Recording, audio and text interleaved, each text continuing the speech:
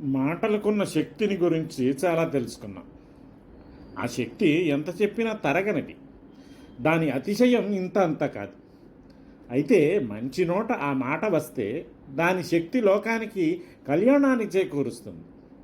అదే చెడ్డ నోట వెలువడిందా దాని విరగబాటు చెప్పతరం కాదు, కొంపలు నిలువున కూల్చేస్తుంది, చూస్తుండగానే కాల్చి మసి చేసేస్తుంది. దుర్జనుని నోట వెలువడే మాటల వాలకాన్ని నీతికారుడు వర్ణిస్తున్నాడు చూడండి. పరుషానల ప్రగల్భా దుర్జనవచనాత్ ప్రవృద్ధ వాగుల్కా కుగృహాదివ దుష్ట స్త్రీ త్వరితగతిర్నిస్సరతి వాణి. నీచగృహం నుంచి చటుకున బజారును పడ్డ చెడిపెలా, తిరుగులేని తీవ్రమైన నిప్పుల్లా, కణకణమండే కొరవుల్లా దుర్జనుల నోటి మాటలు కడుదుడుకుగా దూసుకు వస్తాయి. లోకంలో ఏ వస్తువైనా మంచికి ఉపయోగపడుతుంది, చెడ్డకు ఉపయోగపడుతుంది. ఆ వస్తువును ఉపయోగించుకునే వారి మనసుపై ఆధారపడి ఉంటాయి ఆ వస్తువు మంచి చెడ్డలు. మాటలతో కోటలు కట్టచ్చు, పేటలు కాల్పవచ్చును. ఎదిరి ఎదను మాటలతో నందనాలు మొలిపించవచ్చును. తోడివాని మదిని కాడుగా పిశాచ విహారసీమగా కావింపవచ్చును. ఇదంతా ఆ మాట పలికేవాడి మనసు తీరుపై ఆధారపడి ఉంటుంది. వాడు దుష్టుడు, వాని మనసు అట్లాంటిది, వాని చేతలు అట్లాంటివి. కానీ మనసు కానరాదు. చేతల తర్వాత మొదట వినవచ్చేది మాటలు.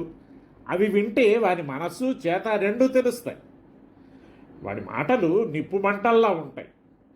ఆ మంటలకు తిరుగులేదు, ఆర్పరానివి. అంతకంతకు కమ్ముకు వచ్చి సెగలుగా పొగలుగా చుట్టుముట్టేవి. తాటాకుల మంటలు వేరు, చెండ్ర నిప్పులు చింత నిప్పులు వేరు. తాటాకుల మంటలు ఒక్కమారు పైకెగసిన అంత వేగంగానూ ఆరిపోతాయి. ఇవి అట్లా కాదు. ఆ కర్ర ఉన్నంతసేపు సెగలు సాగుతూనే ఉంటాయి, రాలిన చోటనల్లా కాలుస్తూనే ఉంటాయి. దుర్జనుని మాటలు అంతే. వాటి తీవ్రత చెప్పరానిది. అవి కలిగించే చెడు చెప్పరానిదే కాదు, తలపనూరానిది. పోనీ కాసేపు ఏదో వాగి వాడే ఊరకుంటాడనలేము. నిప్పును చల్లారనీయకుండా రాజుకున్న కర్రలు కాపాడుతున్నట్టు వాడి మనసులోని దౌష్ట్యమే చింతకర్రను చెండకర్రను మించిన ఇంధనం. ఆ దౌష్ట్యం పైది కాదు, ఎంత లోతు నుంచి పాతుకుందో వాడికే తెలీదు. అంచేతే దాని నార్ప వాడికి తరం కాదు. నీతికారుడు ఇక్కడ చమత్కారమైన ఉపమానాన్ని చెప్తున్నాడు కడు చెడ్డవాడి మాటలకి. నీచగృహం నుంచి బజారును పడ్డ చెడిపెలాగా దుర్జనుడి మాట కడువేగంగా అగ్నికీలలా అంతటా అలమకొంటుందట. నీచులుండిన వారితో నిండిన ఇల్లది. గృహం నీచమా కాదా అని కాదు ప్రశ్న, అందులోని వారు పలు నీచులు. అట్లాగే మాటలతో గాయపరిచే ఈ జనుడు నీచుడు. నీచుడేమిటి? దుష్టుడు. ఆ ఇంటికి కట్టుబాటు మన్ననా లేనట్టే వీడి నోటికి హద్దు అడ్డం ఉండవు. అసలు ఆమె చెడిపే, వెలికి వచ్చింది చెడ్డ కొంపలోంచి. గాలికి విజృంభించిన అగ్నికీలలా పెచ్చుమీరిపోతుంది. ఎట్టి స్థితిలోనూ బయట పడటానికి, బజారున పడటానికి కులస్త్రీ సిద్ధపడదు. ఈమె చెడిపె కావటాన, ఉన్నది నీచగృహం కావటాన బజారున పడ్డది. ఆమె స్వభావం అతి పరుషం. నిప్పులా ఒకరిని భయపెట్టేదే కానీ తానెవరికీ వెరచేది కాదు. కొరవుల్లా పలు మాటలు చిమ్మే కొలిమి. మాట తాకిన చోటల్లా కొరవి తాకినట్లు కాలిపోవాల్సిందే. అడ్డమాకలు లేని వదరుబోతు.